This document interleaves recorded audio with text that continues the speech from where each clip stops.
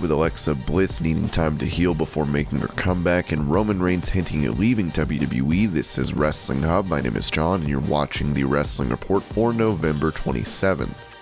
Before we get into the rest of the video, make sure you subscribe to Wrestling Hub and turn on all notifications to stay up to date with everything in the world of pro wrestling. Also, don't forget to follow us on Instagram at Wrestling Hub Official, and also follow us on Twitter at Wrestling_Hub.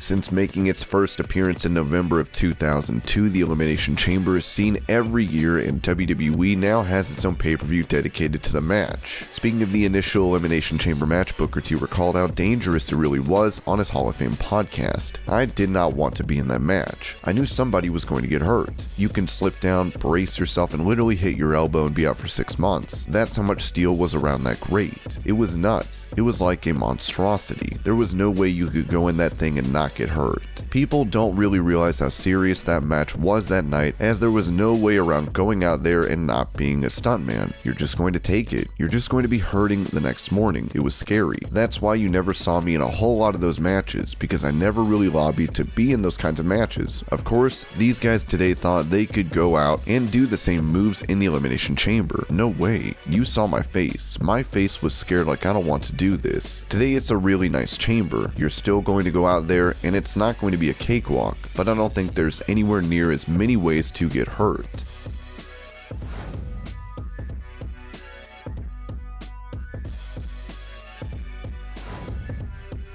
On Broken Skull Sessions, Jeff Hardy touched on getting arrested in 2009, with him being released by WWE for a couple weeks prior for that for failing his second drug test. Hardy would say he thought his life was over. "I was ordering pills illegally in the mail and got busted. SWAT team comes into my house, me and my wife and our little dog. I was busted. I got busted for getting pills illegally. I thought my life was over. I went to jail that weekend. It was a mind-blowing experience. I was terrified. I thought my life was over. That was the time that really scared me straight. Oh my God.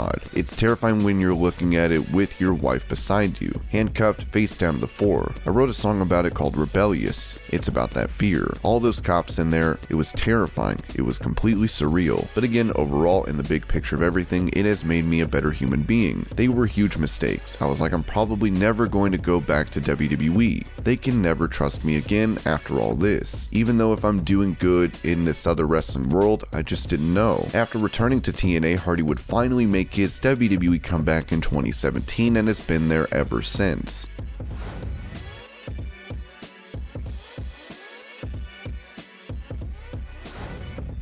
Despite being one half of the Women's Tag Team Champions, Nikki ASH was not in the Women's Survivor Series match. The other half of the Women's Tag Champs, Rhea Ripley, was involved in that bout and criticized WWE for this booking decision while speaking to Sportskeeda. "I think I'm more disappointed than Nikki is because she's such a positive person. Yes, I know she's upset, but I am very upset for her because I know that she's worked so incredibly hard for everything that she's accomplished. She's been in this business for a lot longer than I have. To not have her on the team is a little bit disrespectful. To have one half of your tag team champions on the team and not the other half, it seems a little bit silly to me. We obviously work well enough together to be champions, so why not have Nikki on the team with us? I think we could really make some magic. I'm just disappointed. I really am." With the duo recently losing their tag titles, it remains to be seen what is next for this team.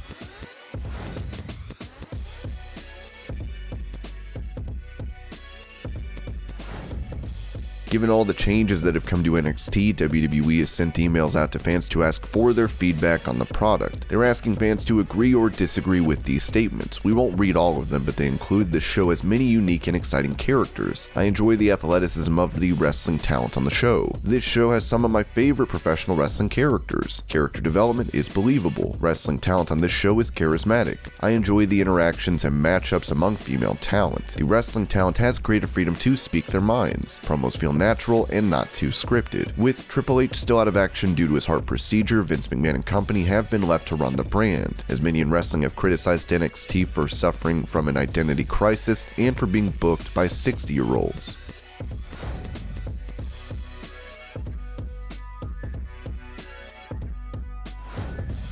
Many have been critical of WWE storylines suffering from 50-50 booking and generally not making sense. On Smack Talk, Dutch Mantel criticized the feud that's been going on for a couple months between Sonya Deville and Naomi. I did not understand what they were doing tonight. Sonya Deville got up and she was applauding her, and it is still there, but they do not have an endgame at all. The Sonya Deville and Naomi thing, I'm not really sure whether they know where it's going. So can we safely assume we do not have an idea where it is going? We can sit here and say they could do this. I mean, they could do a lot of things. What we're saying is they just need to speed it up to where they're going.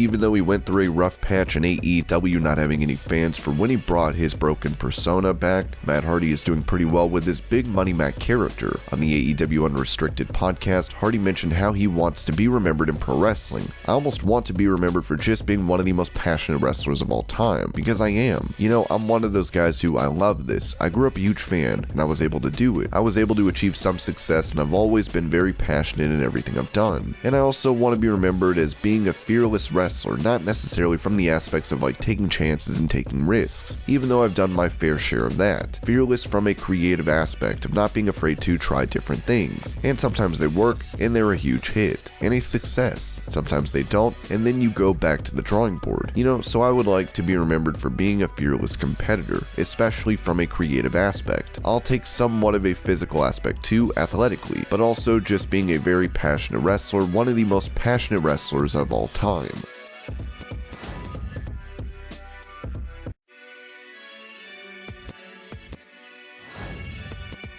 Following his departure from WWE, Bryan Danielson has found himself in AEW where he looks set to challenge for the world title. With casual conversations, Danielson recalled his main event bout against Roman Reigns and Edge during WrestleMania 37, saying he felt like he was going to die. When I walked out for the match at Mania, it felt so empty. Fans were cheering and all that kind of stuff. When I wrestle, I feel everything. What I remember most about that match is just feeling empty and thinking, oh man, I legitimately felt like I'm going to die. Is this a premonition that I'm going to die? And I wasn't even freaked out. While Danielson previously stated he needs to have fewer matches in AEW, that's because he wants to put in a ton of effort to his performances.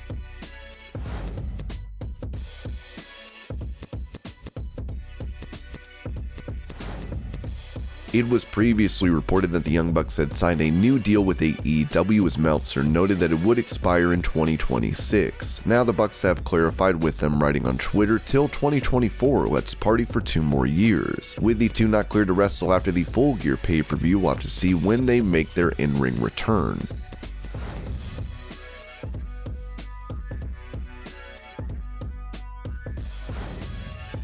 Dax Harwood and Cash Wheeler have truly shown that they are one of the greatest tag teams today. They've held the NXT, Smackdown, Raw, AEW, and AAA tag titles, and don't look like they're slowing down. On his podcast, Ric Flair had nothing but great things to say about them. Going back to their run in WWE, FTR and the Usos had some matches that were unbelievable. They took that same level of skill, which is immense, over and had some terrific matches with the Young Bucks. Those guys, as I mentioned before, aren't totally myself. We were never Mr. American, but we could all work, and those kids can definitely work.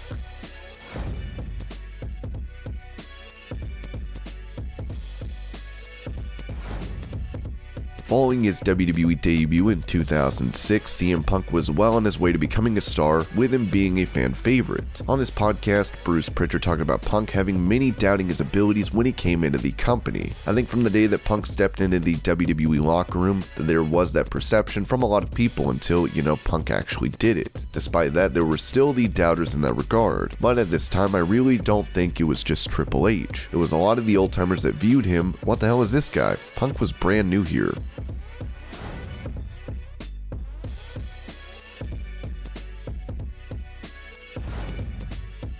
With Ring of Honor releasing all their wrestling talent to reinvent themselves, a former ROH champion Jay Lethal now finds himself in AEW. On his podcast, Ric Flair noted that Lethal will never get his due in pro wrestling. You know how much respect I have for Jay Lethal. I think he is definitely one of the most talented people I ever had the pleasure of meeting in my life. He will never get his due, but he is one of my favorite people. I am so proud of the people that are respectful, and he is so respectful.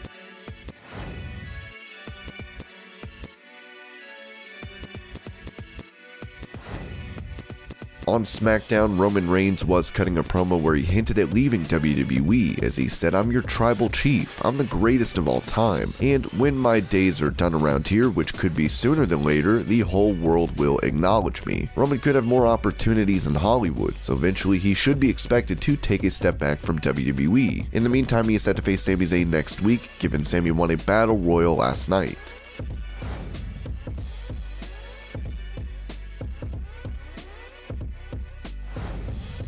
Back at Extreme Rules, Alexa Bliss was beaten decisively by Charlotte Flair, with Flair destroying Alexa's doll after the bout. This seemed to tease a character change as Alexa looked like she hit her breaking point. Bliss would go on to hint at coming back without this persona. Now a fan has asked Bliss when she will be coming back to WWE. Alexa would say that she needs time to heal. With no update on a return timetable, it remains to be seen what is in store for Alexa.